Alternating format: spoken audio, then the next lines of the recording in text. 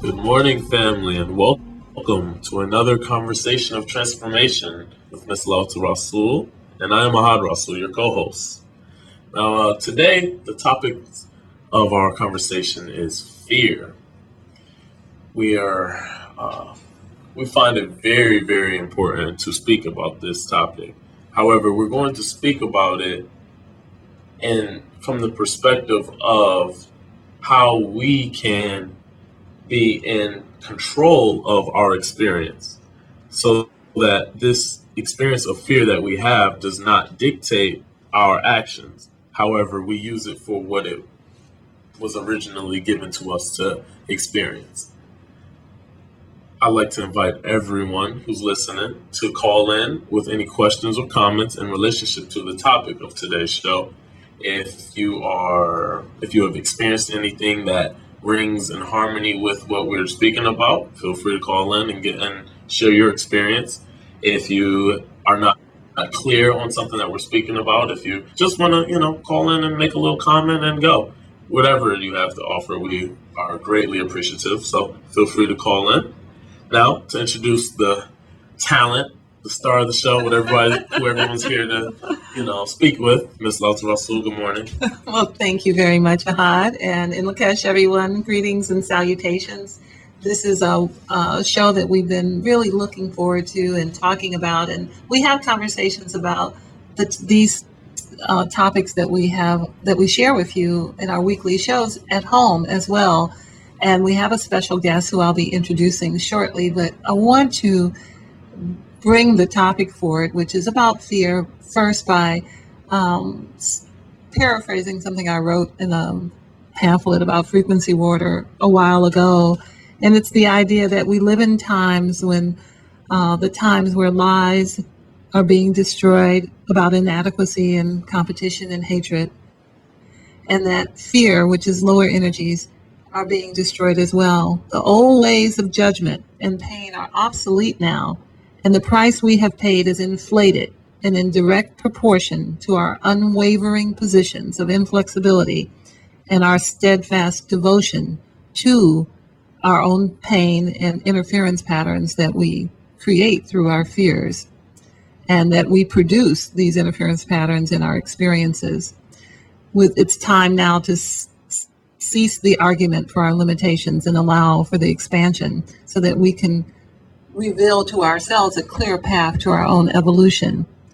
This is an opportunity we have to abandon our positions of soul poverty and to sing a new song as the birds sing the leaves into being. So I wanted to share that at the top of the show because this show could be an opportunity to walk away from debilitating fears that have held us all hostage. And I'm very happy to introduce you to Wayman Favors, who will be our special on-air guest today. I chose him and he chose me, and he is the spiritual architect of my family. He is not only an author and our editor, a master property clearer and a soul clearer, he's also the one who gives us the stability in my family. So I'm so happy to say that I am his woman and he is my man, and here is my husband, Wayman, to discuss this topic of fear with us today. Wayman?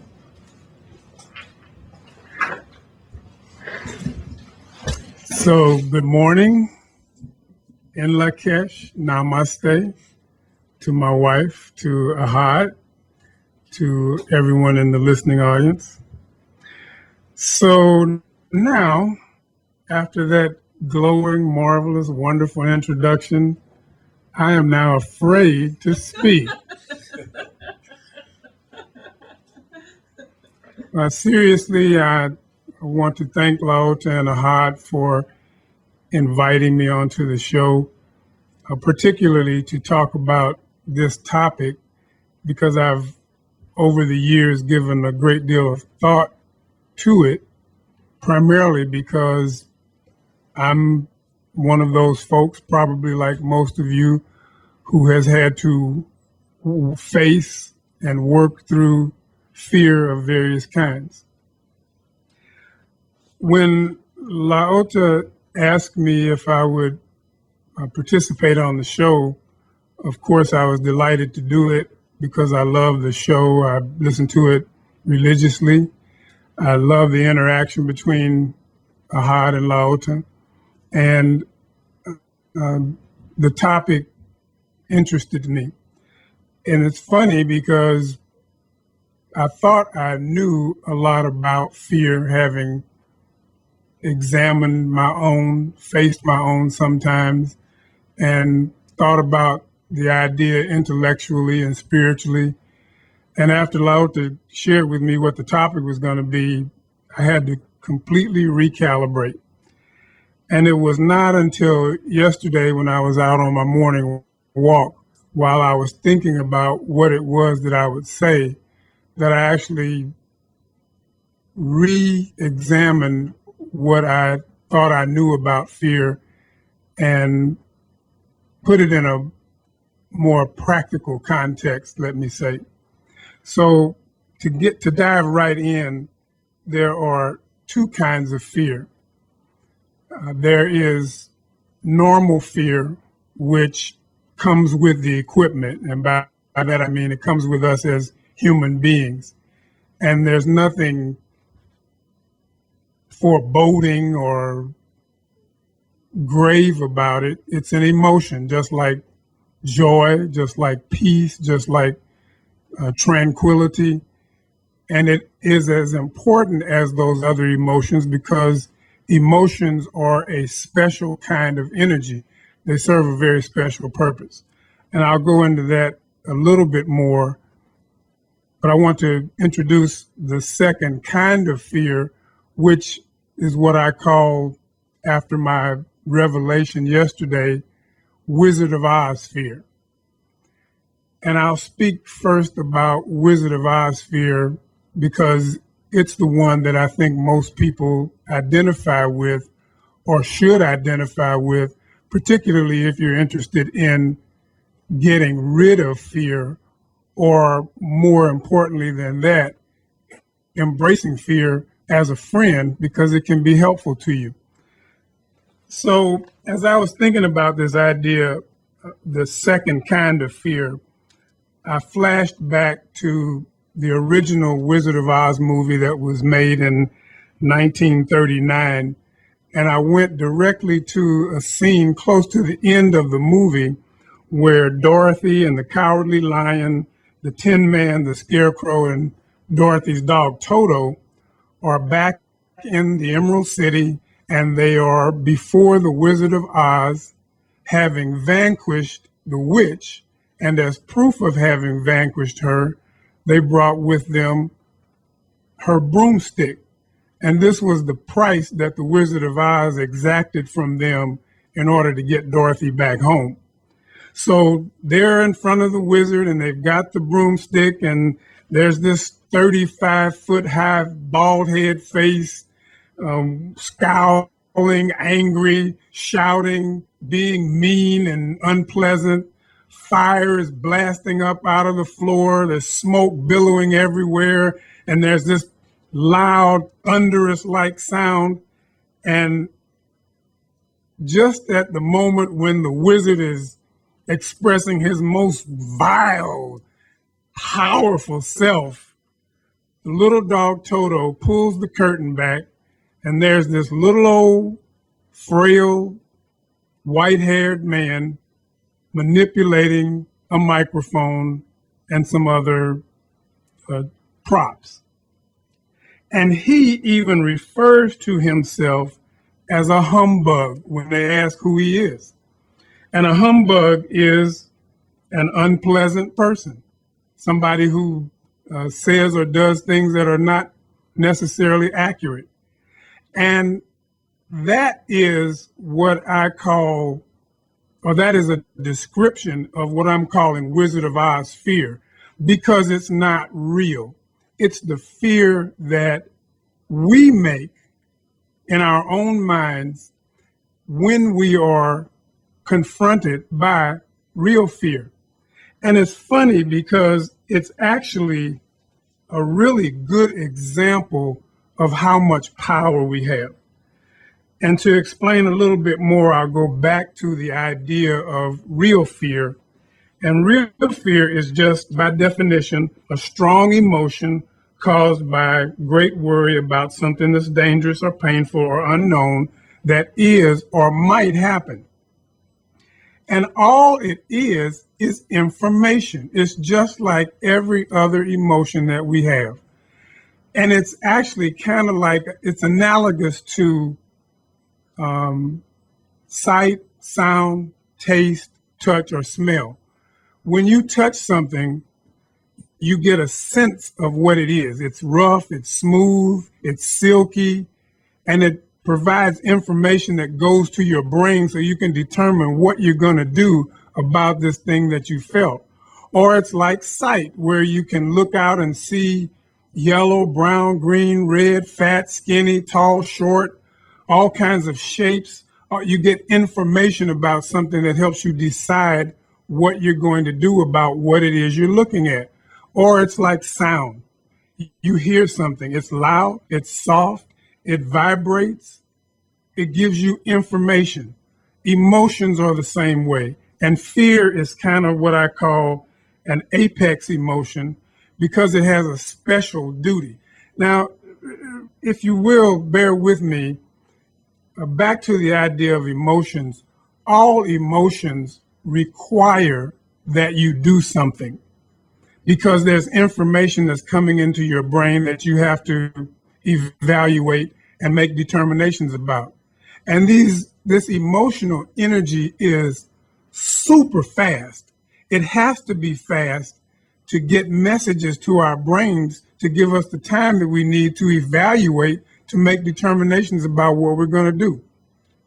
And to give you kind of an analogy about how fast it is, when you send a signal from your brain to some other part of your body to do or not do something, some of those impulses, those nerve impulses, travel at speeds of up to 200 miles per hour.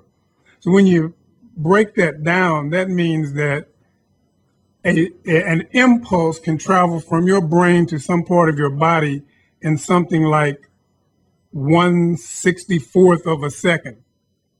Thought travels even faster than that. And emotions are those special kind of thoughts that come to you quickly so you can make evaluations about something. Fear, that's all it is. It is supposed to provide us with information. But what we do, what we have been conditioned to do, what we have been taught to do from the time we're born is to kind of dumb ourselves down. And that dumbing down process has allowed us to excel at being average. So to get back to the idea of what Wizard of Oz fear does, we take our own tremendous power, the power that we have been given from divine, this unique, unconquerable power to do anything and everything, particularly in the positive, and we use it to scare ourselves. We use it to as an excuse to do nothing, because the difference between real fear, which is just information, and Wizard of Oz fear is Wizard of Oz fear does something too, but what it does is it requires you to freeze because you have created something humongous out of something that is actually nothing at all, like the Wizard of Oz. Instead of him being a 35-foot tall, angry, gruff, powerful, menacing figure, he was a humbug. And that's really what fear is. It's a humbug. And when we use it properly, it can provide us with information that helps us get to the next level, that can help us calibrate our vibration in such a way that our response to whatever the stimulus is that's coming to us, we can determine with accuracy how we will deal with it. It might mean that you have to run away because you don't want to stand in the face of a 400-pound tiger and say, I think I'll go pet him. But you won't be fearful about it. You will have had an opportunity based on the information that came to you to make a decision about what your correct course of action should be.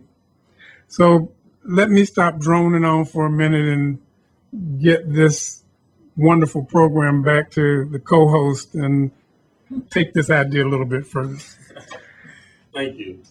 Well, can't wait. We actually are coming up on our break. So on the other side of the break, we will dive into this idea of fear. However, we will dive into it more as what we are to do to eliminate Wizard of Oz fear and to use fear as for its purpose, for why we were given it, why it's a part of our senses, why it's an emotion that is necessary for us to have. So everyone bear with us and we'll be right back. Well, welcome back. We've been listening to Wayman talk about ideas concerning fear and giving us excellent visual analogies from information we're all familiar with in our own experience. And I'm going to ask Wayman to come back on and speak a little bit more, but I want to share some ideas for you to think on about how to eliminate fear and how to recognize some of the things that we've been told. These images that we've been given are just spectacular. And some of the ways one way that I think is really important to bring forward, and I'll give you another way later, is to recognize inside yourself that anytime you have an experience of resistance, you're experiencing fear. So if you don't want to give someone a phone call, if you're not wanting to answer the door, if you want to avoid certain people, you don't want to walk into a room because somebody's going to be there that you used to date or any of that. All of that has everything to do with fear. And this is not the fear that this is on your way. You're on the Yellow Brick Road running down the Wizard of Oz land about to meet, the Oz. These levels of fear eventually accumulate and add up and become a mountain, an avalanche of living in a fearful existence.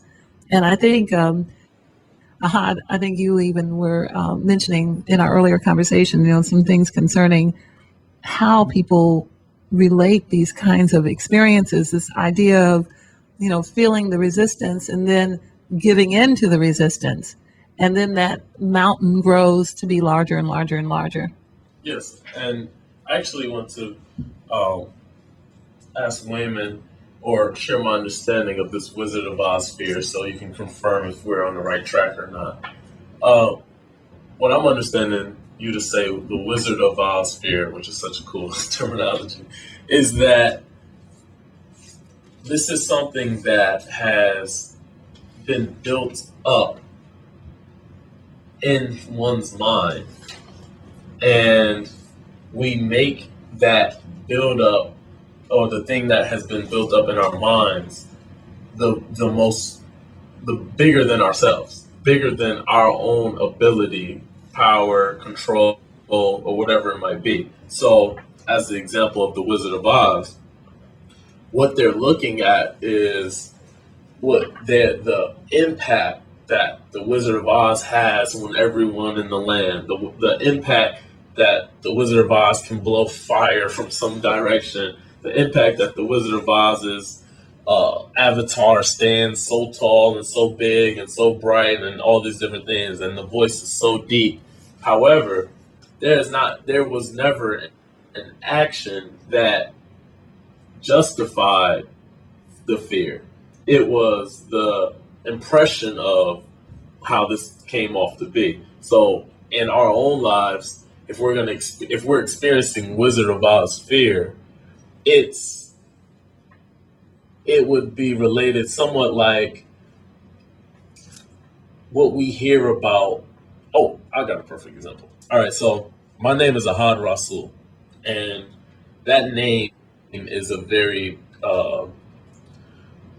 interesting name to travel with because it has Arabic backgrounds, and it's always tied or associated with being something Muslim, and so many other different things that cause that to be a very fun name to walk around with, especially when you're going to fly and things like that. So we know about so many things that's happened over countless years between America and these Islamic countries and things like that, that even though I've never experienced anything for my own life that has caused me to have a concern about how I'm going to be treated because of my name, if I build up the experience that is probably going to happen because of the name that I carry, if I build up the experience of what I know or what I think I know about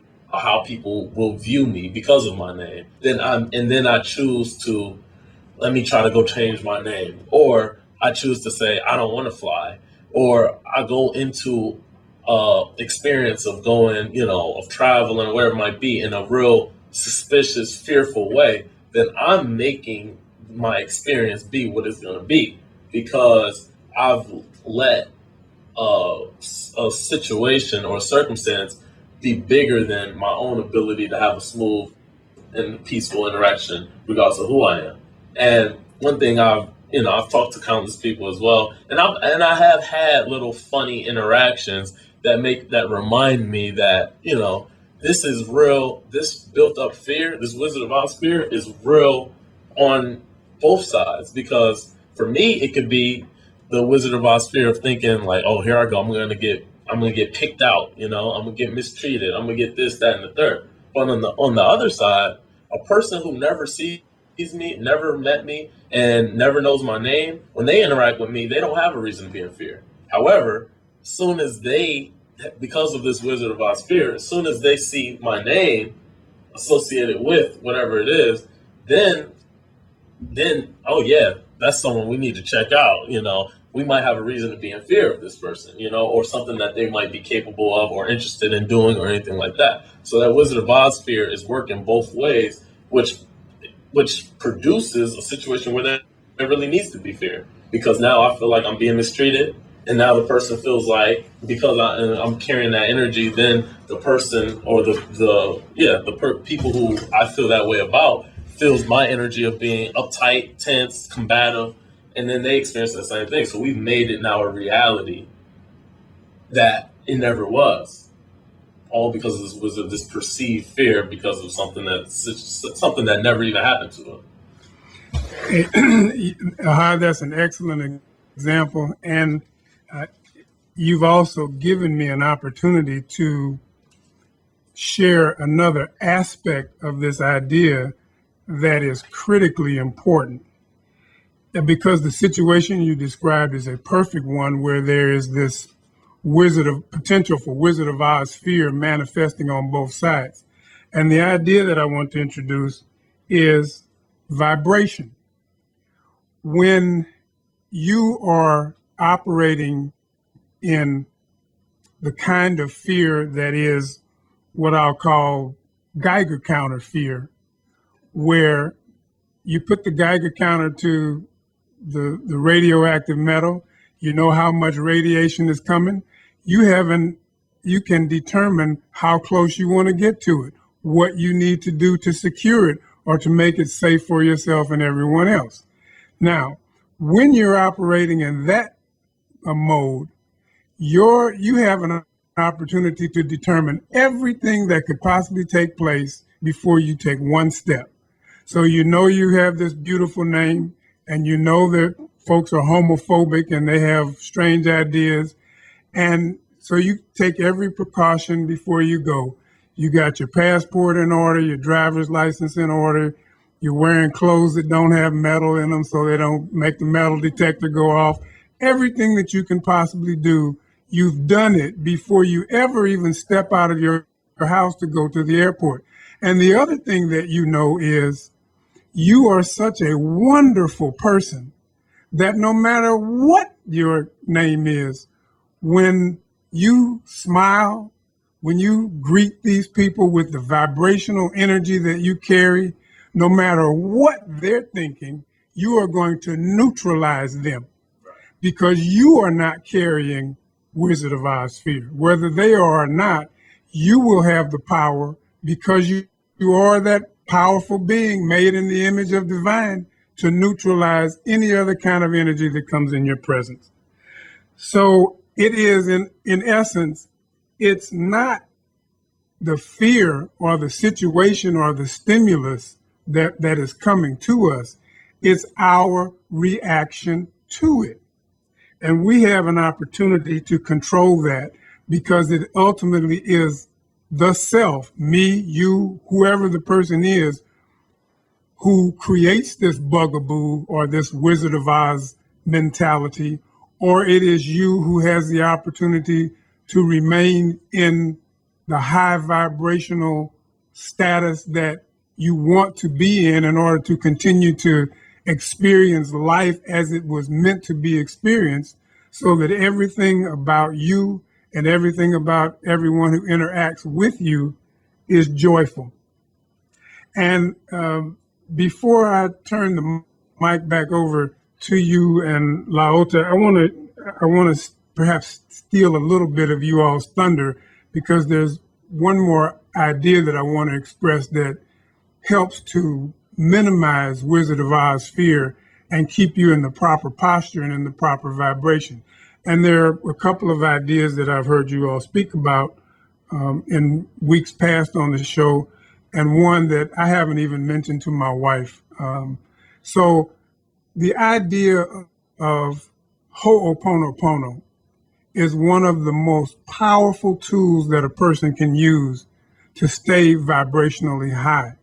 And it's like Laota was saying earlier, when you are vibrationally high, when you're in gratitude, when you're in love, when you're in forgiveness, you don't have the capacity to entertain Wizard of Oz fear.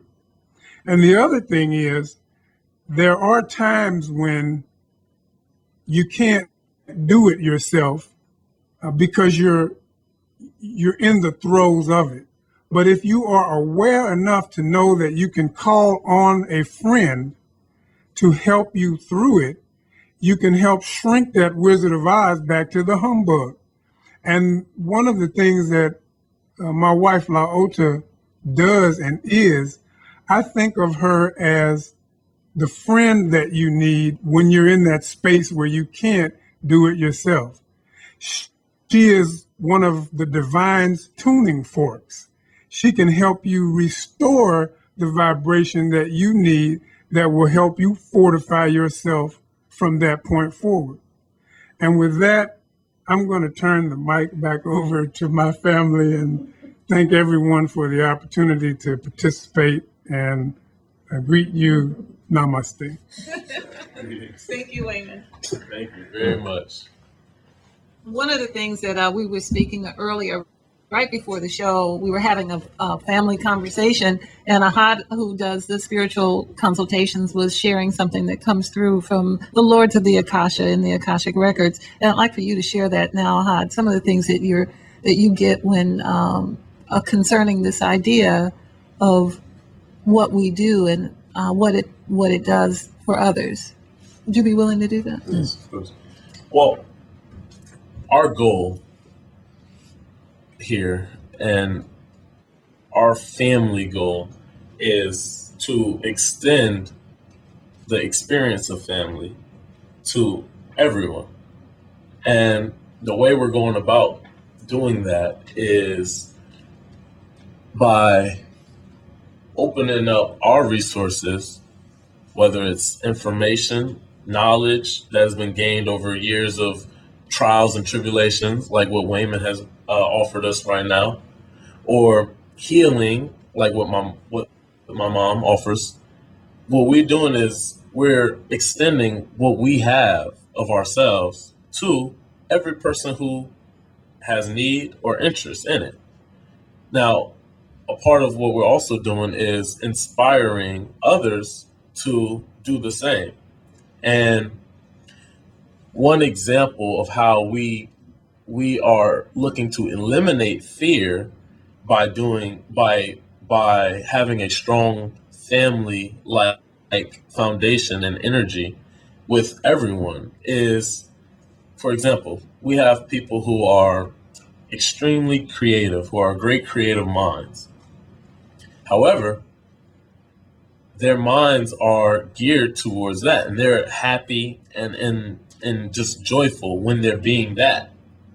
But what they don't have is ones who have the ability to cause them to be able to live off of live in a comfortable way by doing what they love. So basically, they don't have someone, or they don't have the knowledge or information on how to support themselves off of their creativeness, whether, let's say, art as an example. If you're an artist and it just brings you joy, and it brings people joy to see your art, and it heals people through seeing your art. And like we spoke about a couple weeks ago or last week, on the talents and gifts, that's a gift, and the world needs that gift. However, you might not have the capacity to sustain yourself off of just doing your gift. So what we're looking to do is set up the environment, the family environment, where we can tap into each other's abilities and resources so that you can do your part of healing the world, and I can assist you in staying free to do that, where you don't have to worry about, are you gonna have to uh, have a place to stay? Are you gonna have a car to drive? Are you gonna have gas money to go from here to there? Are you gonna be able to purchase art utensils, things like that? So we're extending this family environment to a point where everyone has people that they can tap into and ask questions of. They can tap into someone's knowledge, wisdom, information, uh, abilities to receive healing from each other. So one thing that we always get when we're doing the consultations, the energetic consultations, is how key whatever someone has to offer this planet, how key it is, and how we need to value it. And here we value what every person brings to the table.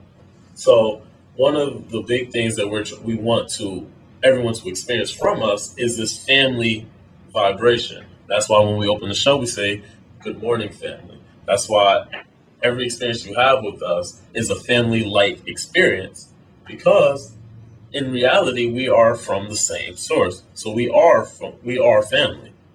And this is something that we're extremely interested in everyone experiencing that vibration.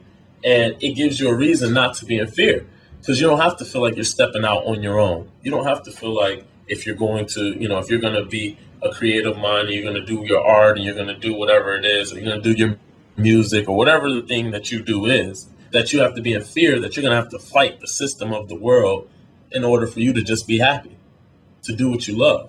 We don't want you to fight the system of the world. We want you to bring your art to the people who will appreciate it and value it. Then you can be happy and you have nothing to fear, and we can be happy and receiving the high vibrations of the thing that you have to offer.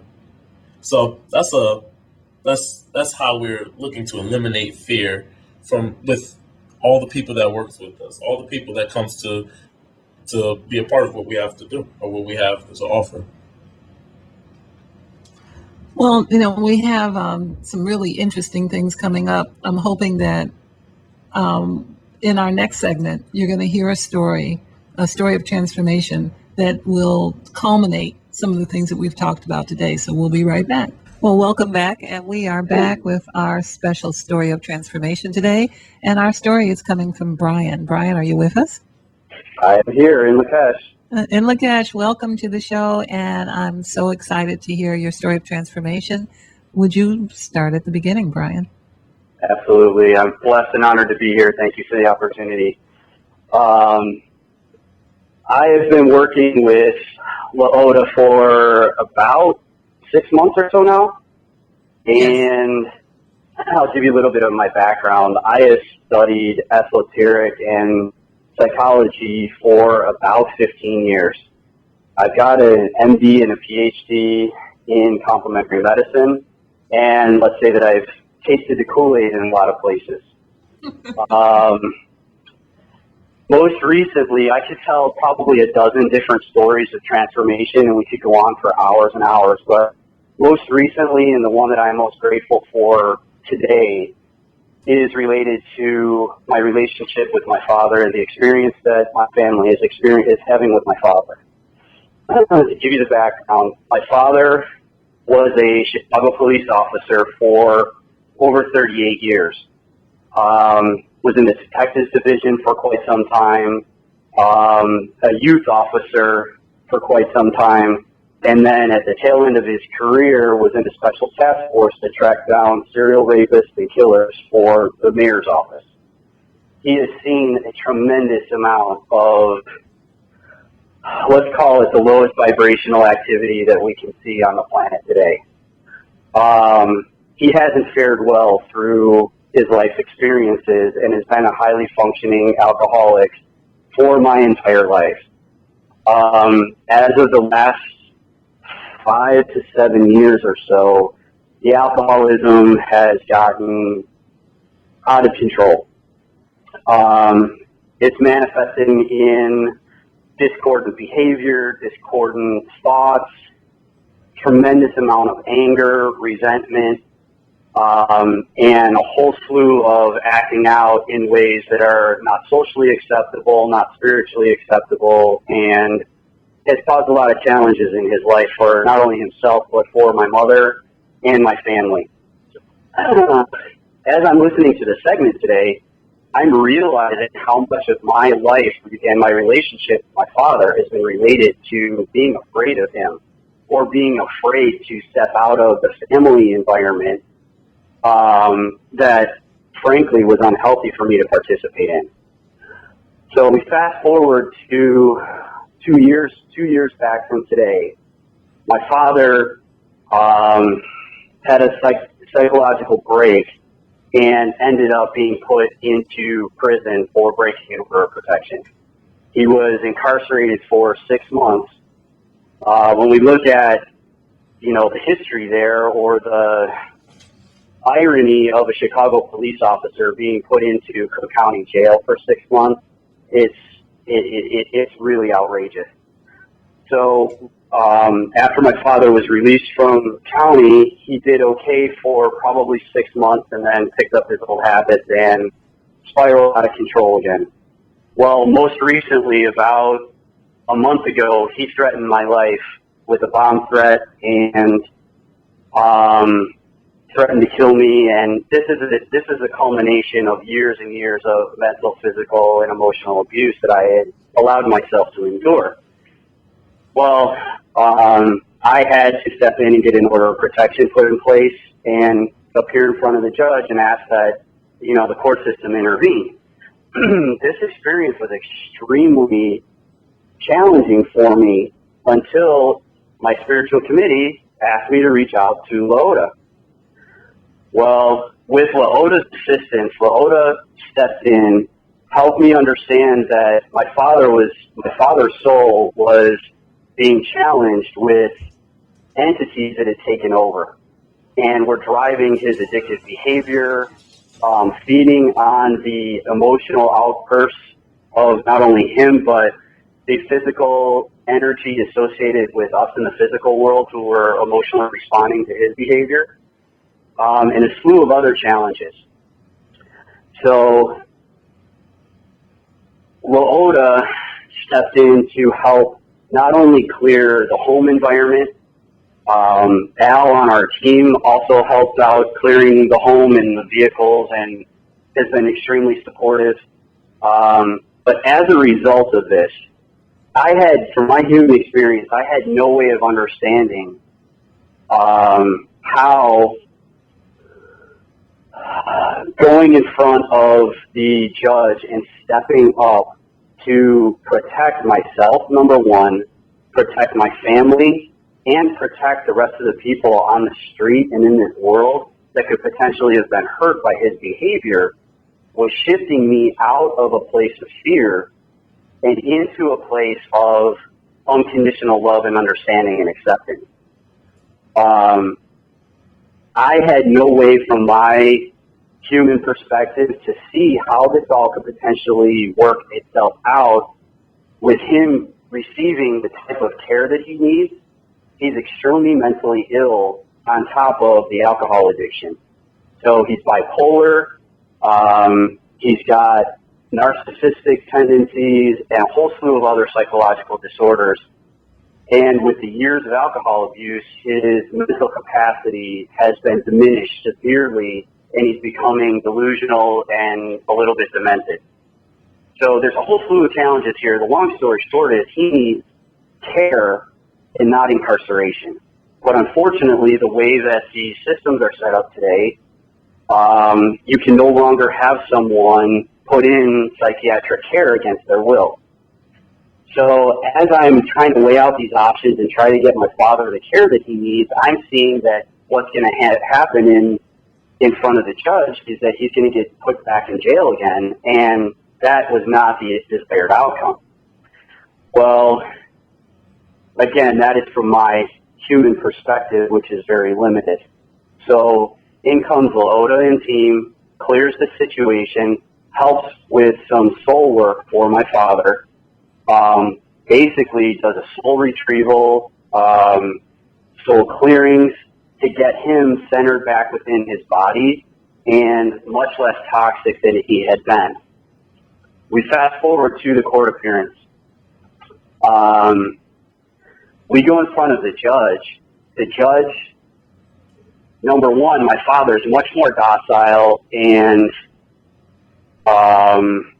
agreeable than he had ever been in the past, at least in the past 5 years that I can remember. In fact, he didn't even challenge any of the charges that were brought against him. He pled guilty to everything.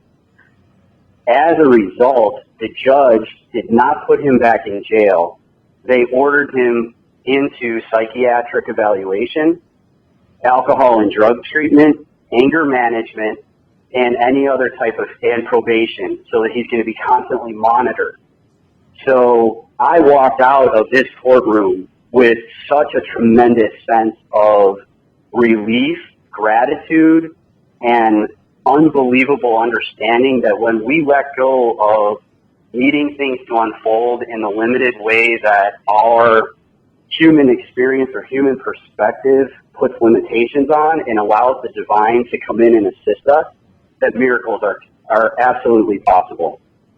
So now not only is my mom safe, I'm safe, my family is safe, and everyone in our community is safe and he can't hurt them, but he is also receiving the love and the care that he requires in order to take care of his health and his condition. This is just one instance in my experience over the past several months of the transformative power that exists here through Ho'oponopono, through releasing fear, and through working with LaOda and implementing the tools that she's teaching. So, LaOda, from the bottom of my heart, thank you. Well, thank you so much, Brian. This was a very heartfelt story, and I was definitely in the process with you. And I think it's wonderful that you share this with people because there's more of this experience. This is something that will speak to many, many, many people who will hear this now and in the future, because many people are dealing with the same situation, and you don't have to be alone. And the things that you conquered, you stepped into courage, and there is no courage until you do a thing. No one is courageous until you do the thing, until you go to the place, till you do the thing you're most fearful of, till you step through that, and you did that, and you can pat yourself on the back and give yourself a high five because you, dear Brian, are courageous. So thank you very much for this story today. We appreciate it. And it is interesting that our topic is so closely aligned to your particular transformational story.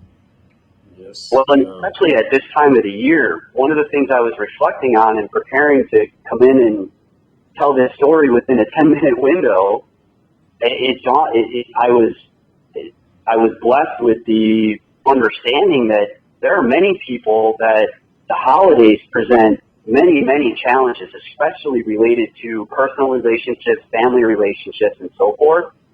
And that this time of the year can present itself with fear and anxiety and a lot of the things that we're talking about on the show today. And there is an opportunity for us to bring that into the forefront and recognize that those situations, although are challenging, but again, like Wayman said, there is nothing here to fear, and that we can move through them if we lean on the resources that we have around us to help guide us through it. Yes, sir. That's exactly right. And what you chose to express today and what we experience from each person who expresses their transformational story is the exact experience that we would like for everyone who's listening in to have or to hear.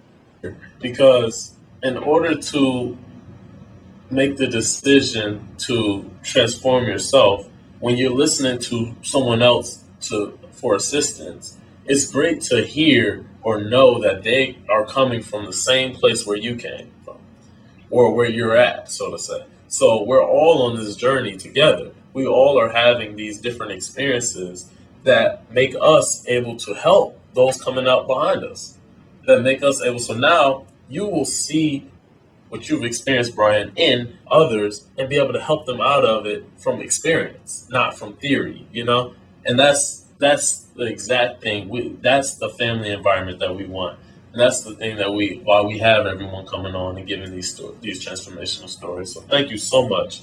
And I'm running out of time, so I do want to speak on briefly. We have our Quantum Light Clearing class coming up in January here in Florida. It's January 22nd, 23rd, and 24th. So everyone who's interested, feel free to contact us and get more information on that. As well as... don't think about it, do it. Yes, exactly. And same with the Ho'oponopono, we're doing, for the new year, we're doing half off on Ho'oponopono services. Ho'oponopono is the ancient art of healing through love.